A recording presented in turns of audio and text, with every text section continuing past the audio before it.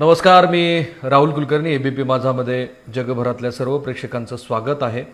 आणि मधल्या वेळेमध्ये आपण जसा दररोज साधारणपणे 8 ते 9च्या दरम्यान आज दिवसभरामध्ये ज्या काही महत्त्वाच्या राजकीय घडामोडी घडलेल्या आहेत त्यातले मधले अर्थ शोधण्याचा प्रयत्न करत असतो.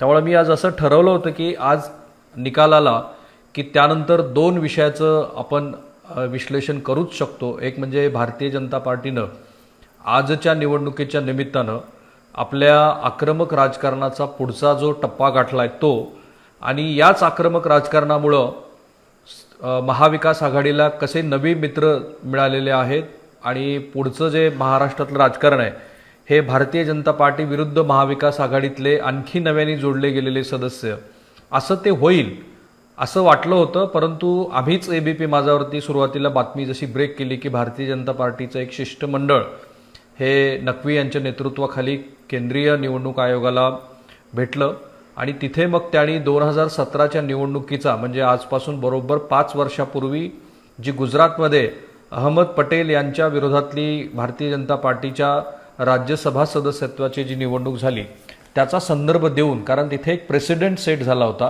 की इथून पुढे जेव्हा केव्हा अशा निवडणुका होतील तेव्हा या निवडणुकीमध्ये काय आणि कशा पद्धतीनं मतदान व्हायला हवं याबद्दलचे प्रेसिडेंट सेट केले होते. तर त्याचाच संदर्भ देऊन हरियाणाच्या संदर्भामध्ये काँग्रेस पक्ष आणि महाराष्ट्राच्या संदर्भामध्ये भारतीय जनता पार्टी ही केंद्रीय निवडणूक आयोगाकडे गेलेली आहे.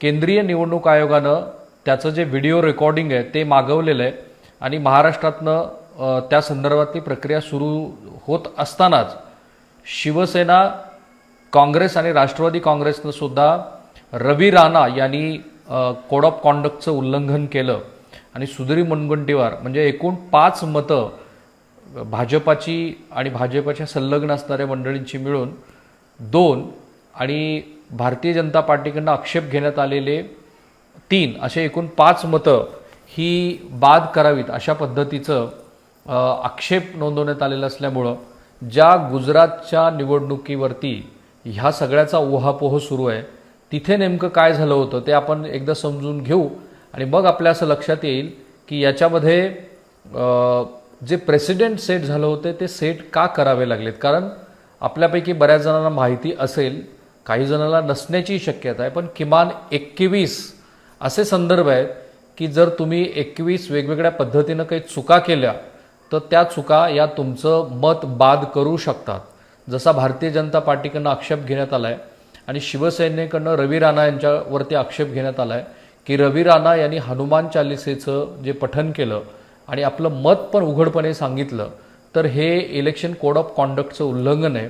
तसंच भारतीय जनता पार्टीकडून ज्या पक्षाच्या अधिकृत प्रतोदला त्यांनी मत दाखवणं अपेक्षित असताना प्रत्यक्ष मतपत्रिका त्यांच्या हातात दिली आणि नाशिकमधले नांदगावचे जे आमदार आहेत शिवसेनेचे त्यांनी आपलं मतदान हे 2 पक्षाच्या प्रतिनिधीला दिसेल एवढ्या अंतरावरून दाखवलं. असा सगळा तांत्रिक मुद्दा या निमित्ताने उपस्थित केलेला आहे. म्हणून मी जरा गुजरातमध्ये नेमकं काय झालं होतं आणि भारतीय जनता पार्टीनं हा आक्षेप घेऊन महाविकास आघाडीची कोंडी करण्याचा आणि त्याला लगेचच महाविकास आघाडीनं कसं प्रत्युत्तर दिलंय हे समजून घेण्याचा प्रयत्न आपण करूया.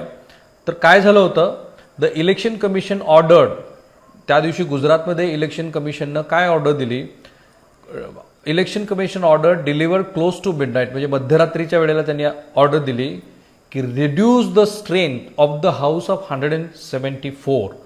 म्हणजे गुजरातमध्ये जे 174 सदस्य होते त्या 174 सदस्यामुळं अहमद पटेल यांना पूर्वी खरं म्हणजे 45 मतदानाचा कोटा लागणार होता. जसा इथं सुरुवातीला 42 होता, मग 288 पैकी एका आमदाराचं निधन झाल्यामुळं तो 287वर आला.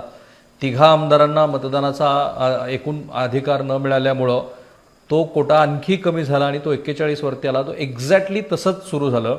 तेव्हा झालं होतं the election commission order delivered close to midnight reduce the strength of the house of 174 which mean the each candidate needed 44 votes to win Rajya Sabha seat instead of 45.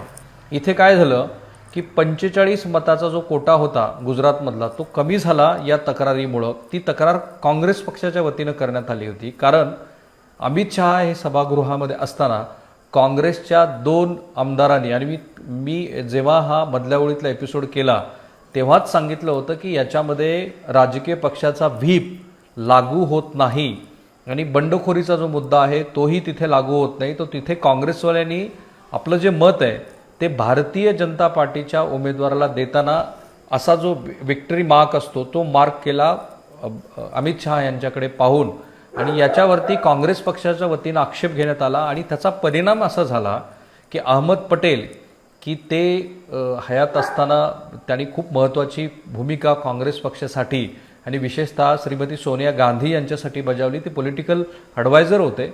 तर त्यांच्या निवडणुकीमध्ये हे तेव्हा 45 मतं त्यांना मिळणं जवळपास अशक्यप्राय होतं, कारण क्रॉस वोटिंग झालेली होती, पार्टीमध्ये डिफेक्शन होतं. पण हा आक्षेप घेण्यात आल्यामुळं 2 आमदारावरती काँग्रेसच्या ती जी 45 मताचा कोटा होता तो 44 वरती आला आणि अहमद पटेल हे अवघ्या अर्ध्या मतानं विजयी झाले. आता भारतीय जनता पार्टीनं 3 आमदारावरती आक्षेप घेतलेला आहे. तर बऱ्याच जणांना असं वाटलं की यामुळं काही फारसा फरक पडत नाही, पण यामुळे निश्चितपणे फरक पडू शकतो. कारण 41 मताचा जो कोटा आहे त्या 41 मताच्या कोट्यामध्ये जर अगदी कुणी ठरवूनच आपल्या पहिल्या पसंतीचा मतक्रम हा शिवसेना, भाजप, काँग्रेस आणि राष्ट्रवादींनी मिळून जर फक्त 41-41चा दिला असेल तर तिथे जो पहिल्या पसंतीचा उमेदवार आहे तो धोक्यात येऊ शकतो. आणि खास करून संजय पवार यांच्यासाठीची अडचणी वाढवण्याचा भारतीय जनता पार्टीचा प्रयत्न आहे. कारण जर पहिल्या पसंतीच्या मतावरती त्यांनी ठरवलेला जो कोटा होता, कारण त्या कोट्याची पण सकाळपासून चर्चा सुरू झाली की ज्याचा सुद्धा आम्ही 3 दिवसापूर्वी सांगितलं होतं की कोट्याबद्दलची एक स्वतःची अशी स्वतंत्र पॉलिसी ठरलेली, आणि मी दिवसभर काय घडलं त्याचे सगळे अगदी मिनिटाचे अपडेट्स घेऊन बसलो होतो. कारण याचं विश्लेषण करत असताना मी म्हटलं की भारतीय जनता पार्टीनं त्यांचा जो मोदी शहा यांच्या उदयानंतर देशातल्या राजकारणाचा पोत आहे की कुठल्याही पद्धतीनं कुणालाही कॉम्प्रोमाइज करून पॉलिटिक्स करायचं नाही आणि शेवटच्या क्षणापर्यंत निवडणुका ताणत न्यायच्या, याच पद्धतीचा खेळ महाराष्ट्रामध्ये झाल्यामुळं आता महाराष्ट्रातलं जे सौहार्दाचं पूर्वीचं वातावरण होतं, म्हणजे अगदी गोपीनाथ मुंडे हयात असताना त्यांनी सुद्धा अनेक वेळेला आपल्या पक्षाच्या ध्येय धोरणापेक्षा काय पॉलिटिकल ॲडजस्टमेंट करून आपला पक्ष वाढवता येईल ते बघितलं होतं. आणि शरद पवारांच्या बद्दल सुद्धा त्यांचे सर्वपक्षीय मित्र असल्यामुळं महाराष्ट्रामध्ये 1998 साली ती राम प्रधान यांची जी निवडणूक झाली तीही निवडणूक अर्ध्या मतानं ते हरले होते आणि तेव्हा त्या निवडणुकीचा ठपका श्री शरद पवार यांच्यावरती बसला होता. तर त्यानंतर झालेल्या या निवडणुकीमध्ये इथे खूप साऱ्या घडामोडी ह्या जाणीवपूर्वक घडवून आणल्या गेलेल्या आहेत. आणि त्या का घडवून आणल्या गेल्यात, काय मेसेज BJPला द्यायचा आहे आणि महाविकास आघाडीचा या भारतीय जनता पार्टीच्या राजकारणातलं तुर्तास तरी कसा फायदा होतोय हे आपल्याला नीट समजून घेतलं पाहिजे. पण आधी ज्या गुजरातच्या प्रेसिडेंटबद्दल, तर मी असं म्हणालो की गुजरातमध्ये अहमद पटेल यांना 45 मतं मिळणार नव्हती. 2 आमदारांच्या वरती त्यांनी आक्षेप घेतल्यामुळं एकूण मताची टॅली कमी झाली. जसं आता जर या 5ही आमदारांचं महाराष्ट्रातल्या जर मताचं जे त्यांनी केलेलं मत हे ते जे आक्षेप घेतले होते ते जर मान्य केले तर मग 40%, 40.10, 40.15 वरती हे टक्केवारी जाते आणि त्यातून पहिल्या आणि दुसऱ्या क्रमांकाचं जे मताचं गणित आहे ते बिघडू शकतं, जे गुजरातमध्ये बिलकुल बिघडलं.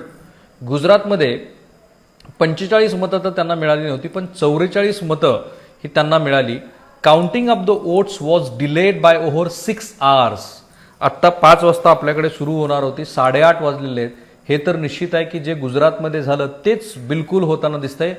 जवळपास 2.5 तास झालं महाराष्ट्रातल्या मतदानाबद्दलचा कुठलाही संदर्भ आपल्याला कळत नाहीये. ते तिथे झालं, तिथे तब्बल 6 तास झालं होतं. The Congress petition the election commission to demand that the 2 rebel legislators be disqualified, की जे झालं.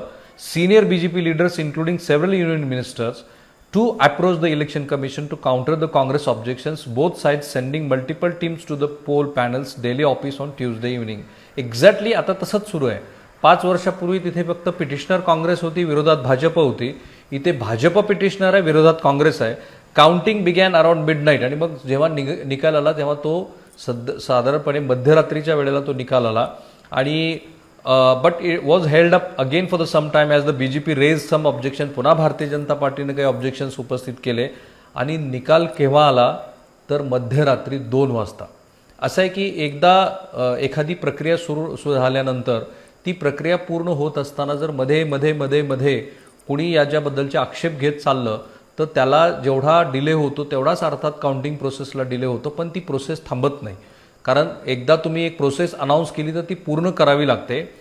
पण याच्यामध्ये तर हे सगळं प्रकरण अमित शहा आणि स्मृती इराणी हे आधीच निवडून गेलेलेच होते, पण त्याच्यामध्ये हे सगळं प्रकरण हे अंतिमतः सुप्रीम कोर्टपर्यंत गेलं आणि सुप्रीम कोर्ट नंतर झालं काय, mister Patel was counting on 44 of the Congress 51 MLA. तेव्हा काँग्रेसचे 51 आमदार होते.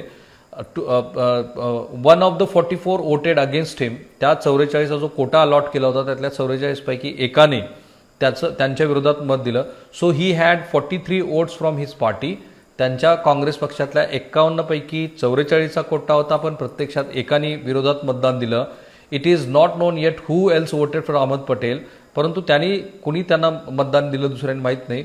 पण जेव्हा केव्हा प्रत्यक्षात फायनल टॅली आली तेव्हा 45चा कोटा न मिळून सुद्धा 44च्या कोट्यावरती अहमद पटेल हे विजयी झाले.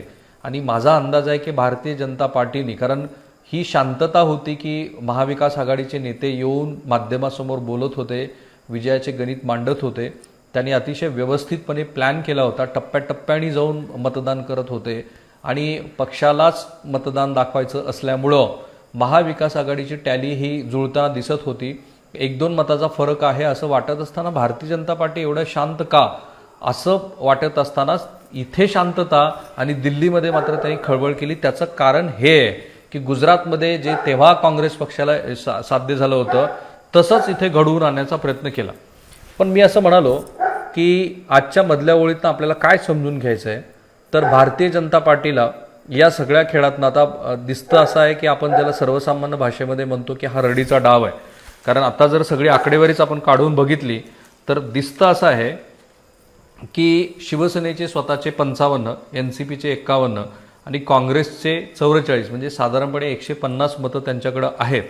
त्यांना 17 अपक्षाचा पाठिंबा आहे. आणि आज ज्या महाविकास MIM आणि समाजवादी पक्ष त्यासोबतच बहुजन विकास आघाडी या सगळ्यांची जर गोळाबेरीज केली तर साधारणपणे 172 एवढे आमदार त्यांच्याकडं होत आहेत.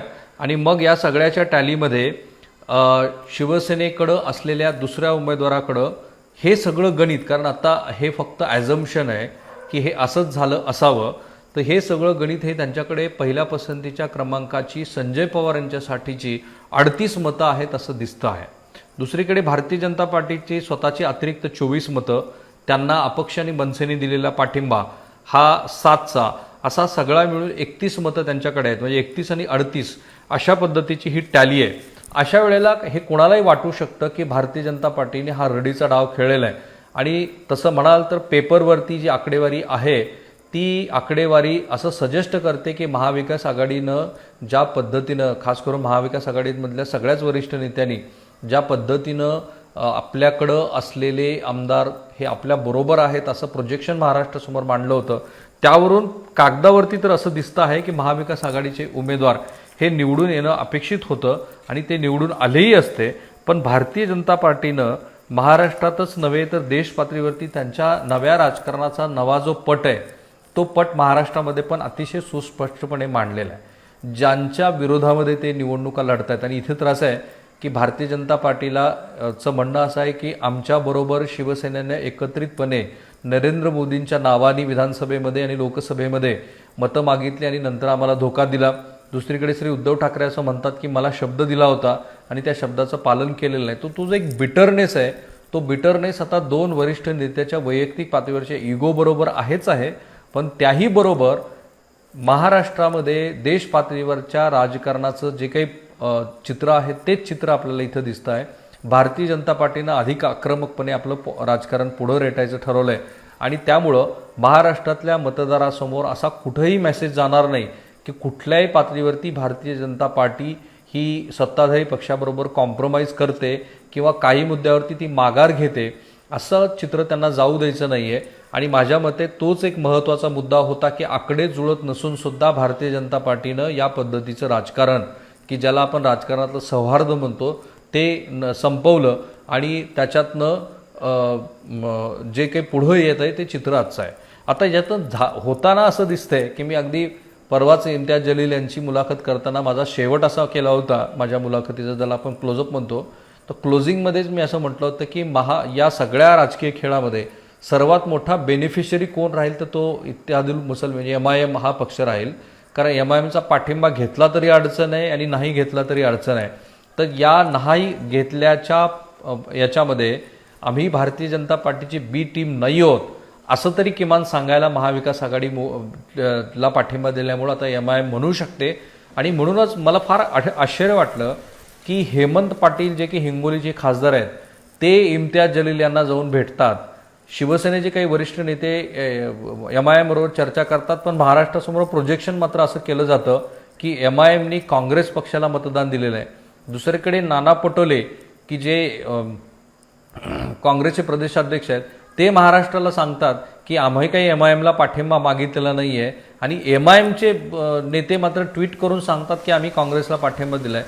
तर यातनं आपल्या लक्षात असं येतं की आजच्या ह्याच्यातनं सुद्धा गुंतागुंत मिटवण्याचा प्रयत्न हा MIMकडनं झाला आणि ते बेनिफिशरी आहेत. पण पुढच्या राजकीय वाटचालीमध्ये काँग्रेसला सुद्धा, कारण MIMची जी अनेक मुद्द्यावरती राष्ट्रीय पातळीवरची जी भूमिका आहे ती बऱ्याच वेळेला काँग्रेस विरोधी असते. आणि असदुद्दीन ओवैसी असं म्हणतात की तुम्हाला जर भाजपा विरोधातली सगळी मतं ही इंटॅक्ट ठेवायची असतील तर आमची ही जबाबदारी नाही आहे, तुमची ती जबाबदारी आहे की आम्ही तुमच्याबरोबर यावं. आणि आपल्याला आठवत असेल तर UPA 1च्या जवळपास 7 वर्षाच्या काळामध्ये MIM ही काँग्रेसबरोबर होती. इनफॅक्ट तेलंगणाचं विभाजन करताना मला आठवतं की असदुद्दीन ओवैसी यांनी मला फार छान किस्सा सांगितला होता. ते असं म्हणाले होते कि मैंने ये कहा था सोनिया जी को कि अगर आप आंध्र प्रदेश का विभाजन करती है तो सबसे ज़्यादा बेनिफिशियरी मैं रहूँगा, आपको शायद हो सकता है कि इसका नुकसान उठाना पडे. आणि आज तसंच दिसतंय की तेलंगणामध्ये TRS बरोबर MIM हा सहभागी असलेला सत्तेतला पक्ष आहे आणि काँग्रेस तिथून नामशेष झाली. पण सांगायचा मुद्दा हा की काँग्रेस पक्षाने आज जरी पाठिंबा घेतलेला असला आणि ते नाही म्हणत असले तरी मुळात MIM ही काँग्रेसबरोबर होती. आज फक्त महाराष्ट्रामध्ये त्यांना या गोष्टीचा फायदा झाला. आता भारतीय जनता पार्टीच्या या आक्रमक राजकारणामध्ये यातलं आज होताना असं दिसतंय की हे आक्रमक राजकारण करत असताना महाविकास आघाडीला काही नवे मित्रपक्ष सुद्धा येऊन मिळालेले आहेत.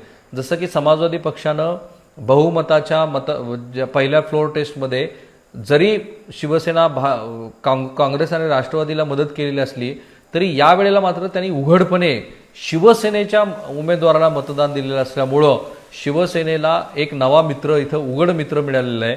MIMच्या रूपाने एक नवा त्यांच्याकडे मित्र गेलेला आहे. आणि काही अपक्ष की ज्या अपक्षांची मतं आज तरी स्पष्टपणे कोणाला सांगता येत नव्हती, जसं गीता जैन आहेत, तर ही अपक्ष ही आता उघडपणे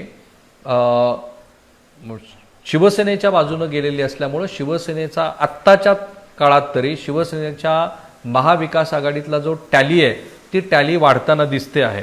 आज काही चांगल्या गोष्टी सकाळपासून म्हणजे ज्याला आपण टॅक्टिस म्हणतो ती टॅक्टिस दोन्ही बाजून आपल्याला पाहायला मिळाली. आजचा दिवस हा राजकारण ज्याला फार सूक्ष्मपणे समजून घ्यायचं आहे त्यांच्यासाठी मात्र फार महत्त्वाचा होता.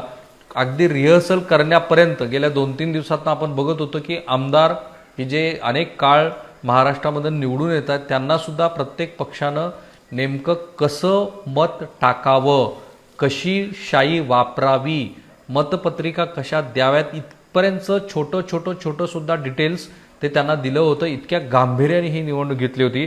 कारण आजही ज्या पद्धतीनं भारतीय जनता पार्टीने एक नवा डाव टाकला आणि त्यातनं एक अस्वस्थता निर्माण करण्याचा प्रयत्न केला. माझ्या मते भारतीय जनता पार्टीकडे नंबर्स नव्हते, पण ते नंबर्स नाही आहेत हे माहीत असून सुद्धा केवळ महाविकास आघाडीमध्ये अधिक अस्वस्थता पसरावी या दृष्टीनं भारतीय जनता पार्टीनं ती खेळी केली. आणि त्या खेळीमध्ये भारतीय जनता पार्टीच्या जे काही स्टेक्स लागले असतील त्यात काही अपक्षावरती तर स्टेक्स निश्चितच असतील, पण हे फार कमी वेळेला घडतं की सत्ताधारी पक्षांच्या विरोधामध्ये जाऊन जे की 2.5 वर्ष अजूनही महाराष्ट्रामध्ये महाविकास आघाडीची सत्ता राहणारच आहे.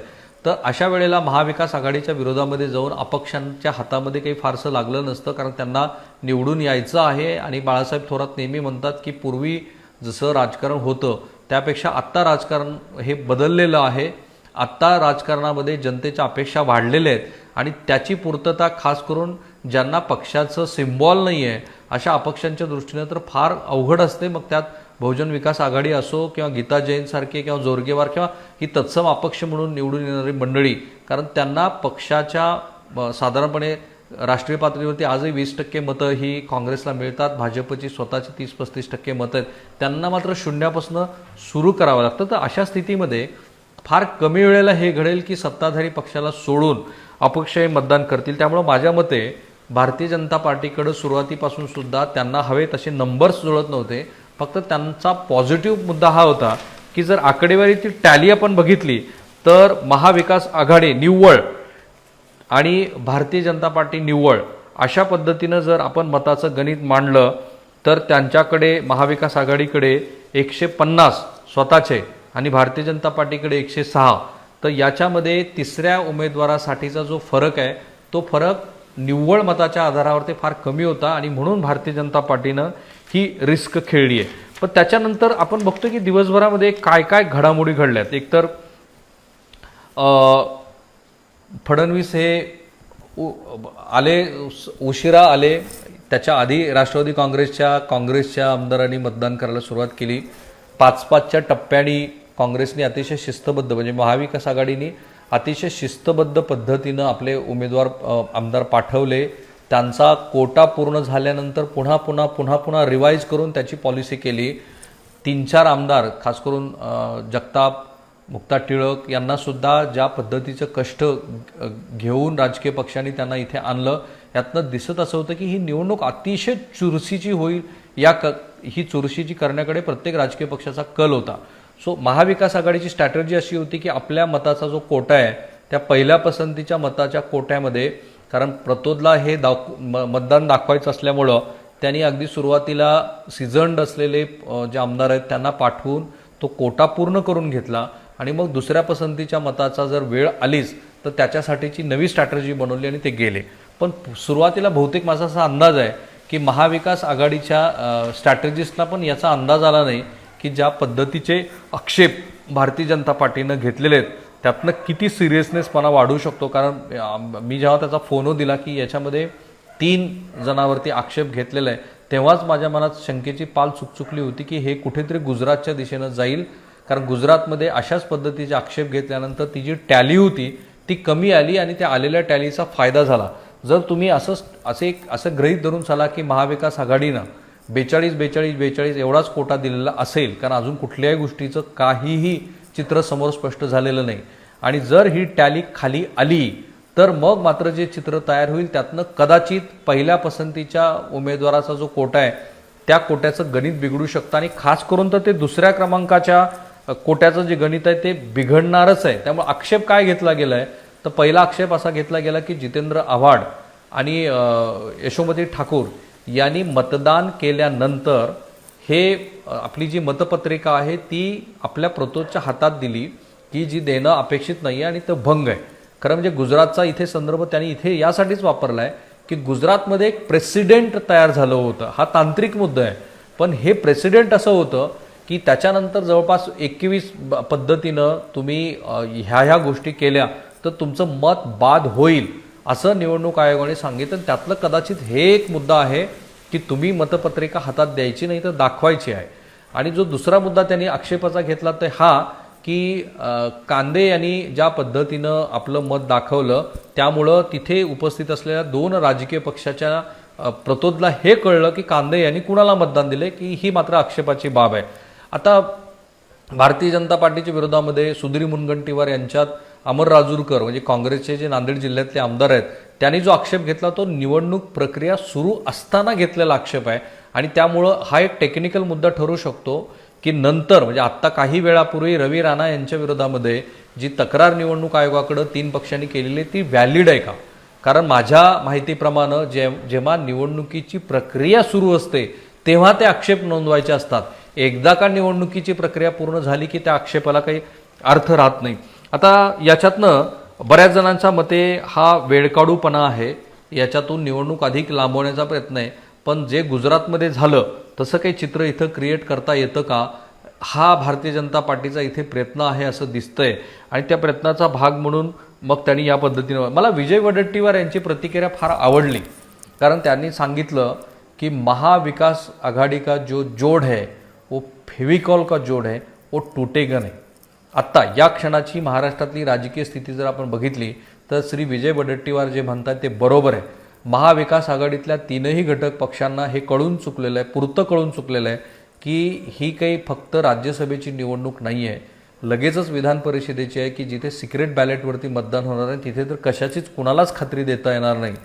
जर या क्षणाला राज्यसभेच्या निवडणुकीमध्ये महाविकास आघाडीचा उमेदवाराला काही दगाफटका झाला तर काहीही होऊ शकतं. विधान परिषदेच्या निवडणुकीमध्ये काहीही होऊ शकतं आणि मग अगदी 4-5 मतं जरी महाविकास आघाडीची जे 169-170चा त्यांना बहुमताच्या वेळेला आकडा गाठता आला होता, तो जर आकडा इथे गाठता नाही आला तर भारतीय जनता पार्टीचं पहिलं जे हेतू आहे तो साध्य होईल की या सरकारवरती आमदार नाराज आहेत हे प्रोजेक्शन त्यांना करता येईल. म्हणून मी म्हटलं की भारतीय जनता पार्टीची प्रतिष्ठा पणाला लागली का, तर लागली आहे. पण प्रोजेक्शन काय आहे? प्रोजेक्शन हे आहे की महाविकास आघाडीतले काही का असेना पण आमदार त्यांच्यावरती नाराज आहेत हे सांगायचं आणि ते नाराज आहेत असं सांगून मग त्यातली जी नाराजी आहे ती वाढवायची, ते अंतर वाढवायचा प्रयत्न करायचा. पण म्हणून विजय वडेट्टीवार यांचं म्हणणं हे जास्त महत्त्वाचं आहे की ते यासाठीच म्हणाले की ये फेविकॉल का जोड है जो टूटेगा नाही, आणि ते तसं होताना दिसतं आहे. म्हणजे भारतीय जनता पार्टीने जर काही स्टेक्स लावलेच असतील तर हे स्टेक्स लावत असताना जे नवे मित्र या निमित्ताने महाविकास आघाडीशी जोडले गेलेले आहेत, काही नवीन अपक्ष जोडले गेलेले आहेत, हे खरं आहे की या सगळ्या अपक्षांनी, कारण बघा बच्चू कडू सारख्यांनी सुद्धा जेव्हा मतदानाला ते म्हणाले होते की मी 5 मिनिट आधी करेन, पण त्यांनी तास दीड तास आधीच मतदान केलं. पण बच्चू कडू सारख्यांनी सुद्धा आज सांगताना असं सांगितलं की हरभऱ्याचा जो हरभरा खरेदीचा जो मुद्दा आहे सरकारी हमी पद्धतीनं, तो यावेळेला माझा जो मुद्दा आहे तो काही प्रमाणात का असेना पण मान्य केला गेला आहे आणि म्हणून माझी काही त्यांच्या विरोधामध्ये तक्रार नाही. पण अशा पद्धतीनं कित्येक अपक्ष आमदार आणि माझ्या माहितीनुसार शरद पवार यांच्यासमोर तर राष्ट्रवादी काँग्रेसमधल्या पण, कारण शिवसेनेचे तर काही आमदार बोलू शकत नाहीत कारण त्यांचेच मुख्यमंत्री आहेत, पण राष्ट्रवादी काँग्रेसच्या काही आमदारांनी उघड तक्रारी केल्या, नाराजी व्यक्त केली की मुख्यमंत्री आम्हाला भेटत नाहीत. सो ह्या कॉन्टेक्स्टमध्ये जी नाराजी होती, जी दीर्घकाळ मुख्यमंत्र्यांच्या विषयीची होती, त्याच्यावरती मात्र सगळ्यांनी आता या निवडणुकीच्या निमित्ताने हे दाखवून दिलं की आमची मुख्यमंत्र्यावरती नाराजी आहे. आणि ती नाराजी का आहे? भले ते म्हणत असतील की आमच्या मतदारसंघातले प्रश्न मिटले नाहीत वगैरे वगैरे, पण आपलं जे व्हॅल्यू आहे ते व्हॅल्यू आता या अपक्ष आमदारांना कळलेलं आहे किंवा सहयोगी पक्षातल्या मंडळींना कळलेलं आहे. आणि हा मुद्दा पुढच्या काही काळामध्ये तरी महाविकास आघाडीतल्या सत्ताधाऱ्यांना आणि खास करून मुख्यमंत्र्यांना अतिशय अडचणीचा ठरू शकतो. त्यांना प्रत्येक गोष्टीसाठी या मंडळींचा कल मत काय आहे हे बघावं लागेल, कारण विधान परिषदेबरोबरच लगेचच राष्ट्रपतीची निवडणूक आहे. सो एकानंतर एक अशा सगळ्या गोष्टी इथे जोडल्या गेलेल्या आहेत. पण तरीसुद्धा माझ्या मते विजय वडेट्टीवार जे म्हणाले की हा फेविकॉल का जोड आहे वो टूटेगा नाही, तर टूटेगा नाही हे बरोबर आहे. नवीन मित्र त्यांच्याशी जोडले जात आहेत. काही प्रतिक्रिया अशा होत्या की ही निवडणूक आहे ही भारतीय जनता पार्टीनेच आमच्यावरती लादली, आम्हाला ती करायला भाग पाडली. खास करून रोहित पवार असं म्हणाले की हा भाजपचा अहंकार आहे. पण मग असं आहे की विरोधी पक्षाचं हेच तर राजकारण आहे की तुम्हा 3 सत्ताधारी पक्षातलं जर अंतर वाढत असेल ते अधिक वाढवावं, अस्वस्थता निर्माण करावी आणि किमान सरकारला अधिकात अधिक याच्यात गुंतवून ठेवावं, ज्याच्यात भारतीय जनता पार्टी ही यशस्वी होताना दिसते आहे. असं आहे की ज्यांना राजकारण समजून घ्यायचं आहे त्यांनी तुमचे जे कमेंट्स आहेत ते कमेंट्स करत असताना आपल्याला नेमकं काय समजून घ्यायचं हे नीट एकदा ठरवून घेतलं पाहिजे. निव्वळ भारतीय जनता पार्टीला विरोध आहे म्हणून किंवा शिवसेनेची विचारधारा पटत नाही म्हणून किंवा शिवसेनेने नवीन मित्र केलेत म्हणून त्यांच्यावरती टीका करताना एकेरी शब्द वापरणे किंवा वैयक्तिक त्यांच्यावरती टीका करणे साध्य काही नाही होणार आहे. हे महाराष्ट्राचं आत्ताचं विद्यमान चित्र आहे की 3 पक्ष एकत्रित आहेत, त्यांचा राजकीय शत्रू हा भारतीय जनता पार्टी आहे. भारतीय जनता पार्टीला कितीही प्रयत्न केले तरी गेल्या 2.5 वर्षामध्ये हे सरकार पाडता आलेलं नाही आहे आणि म्हणून मग आत्ता पाडता येत नसेल तर मग त्यांच्यातलं अंतर वाढवा हे या भारतीय जनता पार्टीच्या स्ट्रॅटर्जीचा भाग आहे आणि म्हणून त्यांनी ही निवडणूक करायला भाग पाडली. त्यांनाही माहिती होतं कदाचित की या निवडणुकीमध्ये आपल्याकडे नंबर्स नाही आहेत आणि आपली प्रतिष्ठा सुद्धा पणाला लागलेली आहे, पण त्यांनी ते करून दाखवलेलं आहे. आणि म्हणून मी असं म्हटलं की रोहित पवार हे जे म्हणतात की भाजपला अहंकार आहे, याच्याही पेक्षा याच्यामध्ये हा जाणीवपूर्वक प्रयत्न केला गेला की ही अस्थिरता तयार होईल. आता जसं राणे असतील, रवी राणा असतील किंवा प्रसाद लाड असतील किंवा दरेकर असतील आणि अगदी अनिल बोंडे असतील, 100% भारतीय जनता पार्टीचा उमेदवार निवडून येणार असं म्हणत होते. पण फायनल टॅली जेव्हा आपल्याकडे आली, आपण बघतोय की भाजपकडे आणि महाविकास आघाडीकडेचं जर गणित आपण बघितलं तर भाजपकडं आणि महाविकास आघाडीकडं शिवसेने अगदी आपण महाविकास आघाडीचं बघू तर शिवसेनेकडे 55, NCPकडे 51, काँग्रेसकडे 44. मग पहिल्या पसंतीचा क्रम तुम्ही ठरवून घ्या. अपक्ष 17 आणि बहुजन विकास आघाडी याचे 3 आणि MIMचे 2 अधिक समाजवादी पक्ष असे मिळून 174चं गणित जुळतं. आणि त्या स्थितीमध्ये त्यांचा उमेदवार जो संजय पवार आहेत ते निवडून येणं अपेक्षित होतं. पण दुसरीकडे भारतीय जनता पार्टीकडे सुद्धा त्यांचे स्वतःचे 106, त्यांना दिलेला अपक्षांचा पाठिंबा 7 असं सगळं गणित बघितलं तर त्यांच्याकडे सुद्धा 31 आमदारांचा कोटा झालेला होता. आणि त्याच आकड्यावरती म्हणजे सगळ्या पहिल्या पसंतीच्या क्रमांकाचा जर कोटा महाविकास आघाडीचा काढला सगळ्यांचा धरून तरीसुद्धा त्यांच्याकडे जवळपास 38 मतं झालेली होती की ज्या 38 मतावरती संजय पवार हे निवडून आले असते. म्हणजे 41चा कोटा करण्यासाठी त्यांना 3 मताची गरज होती. मी अवघा हा शब्द वापरणार नाही, कारण ज्या गुजरात निवडणुकीचं आपण विचार करतो त्या गुजरात निवडणुकीमध्ये केवळ 0.5% मतांनी अहमद पटेल हे विजयी झालेले होते. आणि त्याचं जे व्हॅल्यू आहे आपण 41 म्हणतो पण ते 41 हे असतं. सो इथे भारतीय जनता पार्टीकडे 31 होते, त्यांना 38वाल्या महाविकास आघाडीच्या उमेदवाराचा सामना करायचा होता. ही सगळी आकडेवारी जुळत असताना शेवटपर्यंत हितेंद्र ठाकूर यांच्या सगळ्या प्रतिक्रिया मी बघत होतो आणि बहुतेक अशा काही लोकांवरती जे छुपे आहेत त्या छुप्या लोकांवरती त्यांनी भारतीय जनता पार्टीने स्टेक्स लावलेला होता. हितेंद्र ठाकूर यांनी शेवटपर्यंत कुणालाही कळू दिलेलं नाही की त्यांनी कुणाला मतदान केलं. MIM बद्दल पण ही चर्चा होती, पण MIMनी उघडपणे ट्विट करून सांगितलेलं असल्यामुळं माझ्या मते ह्या सगळ्या खेळामध्ये सगळ्यात मोठा बेनिफिशरी जर कोण ठरेल तर तो MIM ठरतील, MIMचे नेते ठरतील.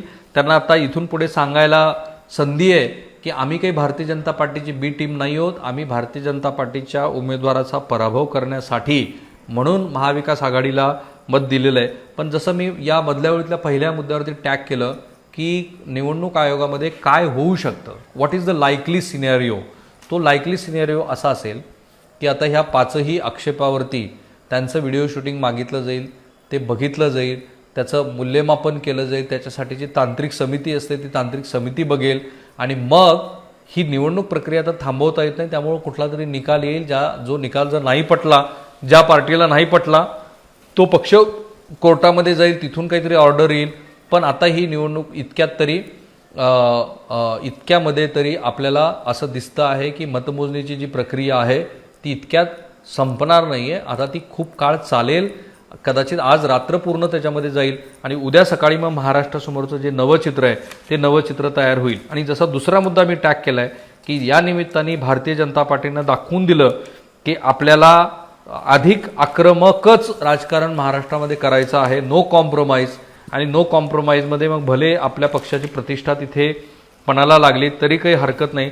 समाजवादी पक्षसुद्धा म्हणाल तर बेनिफिशरी आहे, कारण समाजवादी पक्षाच्या रईस शेख आणि इतर मंडळींनी जे काही माध्यमांना बाईट्स दिले होते त्यातून त्याने असं सांगितलं की औकाफचे वक्फ बोर्डाचे काही प्रश्न मिटत नाहीत, आमच्या 2 आमदारांच्या मतदारसंघातले काही प्रश्न मिटत नाहीत.